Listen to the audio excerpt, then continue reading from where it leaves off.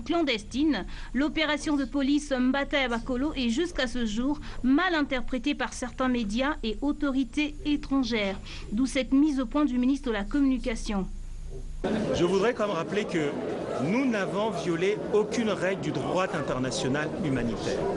À chaque fois qu'il y a eu des dérapages, ici et là, des policiers congolais qui avaient été mis à l'index ont été sanctionnés, mis à l'écart de la police nationale. Autant dire que nous avons été intransigeants sur, sur la protection des ressortissants étrangers. On ne peut pas mettre à l'index la République du Congo sur ce segment-là portant protection des droits de l'homme et particulièrement de nos amis de la République démocratique du Congo qui ont dû rentrer dans leur pays parce qu'ils n'étaient pas en règle.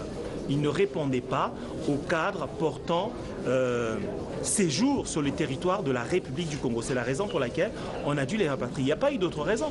D'autres nationalités aussi ont dû rentrer dans leur pays d'origine. Et là encore, qu'on nous interpelle pour demander éventuellement des explications sur ce qui a été mené, pourquoi pas, mais qu'on donne des injonctions aujourd'hui, au XXIe siècle, à un État indépendant, cela me paraît porter atteinte aux règles du droit international telles que la République du Congo les observe aujourd'hui. Je tiens à souligner de manière forte, de manière absolue, qu'à aucun moment la République du Congo n'a attenté aux règles du droit international humanitaire.